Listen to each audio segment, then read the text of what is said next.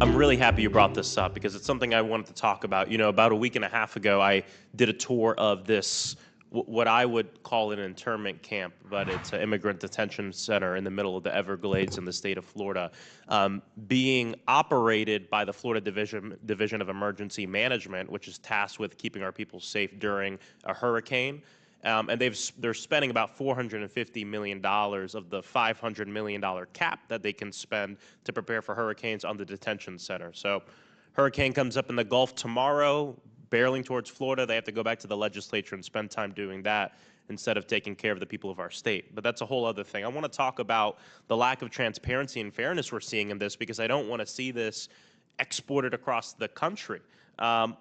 The most recent example is this Everglades facility. Here's some examples. CDR Health, which has donated about $4 million to Republicans in Florida over $500,000 to Florida Governor Ron DeSantis a few months ago, won a $17.5 million contract for this specific facility. IRG Global, which has given $400,000 to Governor DeSantis and the GOP, including $10,000 to the Florida GOP just hours before they were awarded a $1.1 million contract for this immigrant detention center. They're running the camp operations, and they got another $5 million contract later in a few weeks after that. None of these businesses hired to build, staff, and run this immigrant detention facility have any prior experience with immigrant detention centers and no prior experience with anything in corrections facilities or anything around that. This is costing us 8 to 10 times what it usually costs to house a typical inmate. And I would like to enter into the record unanimous consent this article from the Orlando Sentinel. Without objection. Yeah, it's Florida's disaster pipeline funnels millions to politically connected contractors. Look, I mean, and I don't care what party you're in. This is something we should all, and I don't care what your politics are, this is something that should worry all of us. When in the state of Florida, the money set aside to protect us from hurricanes is being used for what I would say is a politically motivated promise in this mass deportation thing. But not even just that, but the money that's being awarded to these contractors is not being done in a transparent way. It's completely bypassing the typical process you go to have a contractor in the state of Florida, and then it's seemingly going to people who've donated millions and millions of dollars to the guy making the decisions. And so this is something that should be on the mind of all people across the country, and every Floridian, especially as we talk about procurement and as we talk about third-party contractors. Thank you, and I yield back. Mr. Speaker, I rise today to shine light on a moral atrocity going on in my home state of Florida, an immigrant internment camp that Donald Trump, Ron DeSantis, and his administration have propped up in the middle of an abandoned airfield deep in the Florida Everglades, a place where nearly 1,000 humans are being forced to live in a tent city in the middle of the hot Florida summer, hot sun, where folks are not getting enough food, detainees are exposed to the heat, wildlife, mosquitoes that can potentially carry disease, stripped of their civil rights, and as of this past Saturday, cut off from legal counsel. And while this humanitarian nightmare unfolds, soulless politicians like Ron DeSantis and Donald Trump, Kristi Noem, grin and call this place, I'm actually not even going to use the name that they're calling it and dignify it, but they sell merch, they make jokes, they print hats with cartoon alligators dressed up as ICE agents, and they laugh as people and families are suffering. I can tell you the amount of constituents I've heard from. Their dad is in this facility. I haven't heard from them for weeks. No one with an eyes and a conscience can ignore what this really is. It's an internment camp, a place full of people who look like me, Latinos, Haitian men, subjugated to inhumane conditions under the guise of immigration enforcement. And it's disgusting. It's un-American. It demands oversight.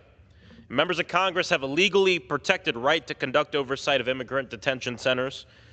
That means that we have the power to show up unannounced, as I have on other occasions, and see what's going on with our own eyes.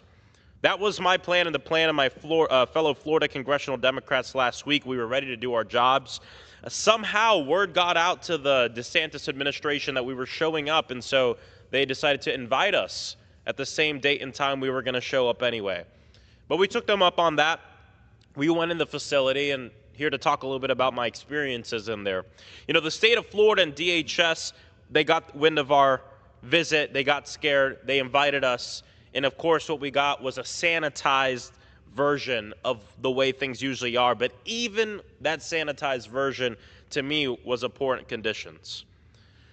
You know, I also heard reports that the night before we showed up, magically the detainees got their first shower they had in a while. Magically, they got one of their first, actually, good meals. And it just shows why the unannounced visits are so important to see how things really are. But I got to tell you, a clean cage is still a cage. And at the end of the day, in this facility, we have 32 men being crammed in each cage, about 4 to 6 cages in each tent. Each tent, you know, we brought a thermometer in there, was about 84, 85 degrees, of course, in the hot Florida sun. You know, I'll always remember walking in that front door and looking at these gentlemen in there, everyone screaming for help. One guy asking me to call his family. He was screaming out a phone number. I couldn't hear him. I couldn't get all the digits down. Only 3 sources of water per cage. They're the spigots connected to the toilets, much like the jail units we've seen. But usually in those jails, it's one of those units for 2 to 4 people, not 3 for 32 people. But I got to tell you, one of the most emotional parts for me was when we looked at the cages from afar. We weren't let in the tent, but standing at the doorway, hearing those chants, freedom, freedom, libertad, libertad, people yelling. This isn't security, it's cruelty. It's not immigration policy, it's dehumanizing people. You know, Trump said this was about keeping people safe. He said it's about going after criminals, but we all know is one big lie. Hundreds of the people being held in this internment camp have no criminal charges. I won't stay silent while our government turns the Everglades land, of which protecting it used to be a bipartisan thing, and the state is spending $450 million from our Division of Emergency Management to run this internment camp. And we're in hurricane season. I don't care if you're a Democrat, Republican, I don't care what you are. The state, the Division of Emergency Management has the ability to spend up to $500 million without going to the legislature in emergency money. They're going up to $450. We're about to go into hurricane season, which means that when a hurricane is barreling towards our state, they're not going to be able to do what they need to do immediately to save lives because every minute matters. They'll have to go back to the legislature and beg for more money because they spent $450 million of our money on a damn internment camp in the middle of the Everglades. Along with partners, we're going to do something about it. Of course, litigation has been filed. I think what's important for people to know is that this is a federal facility. We were told that ICE is calling the shots here. Federal facility run and operated by the state. I yield back.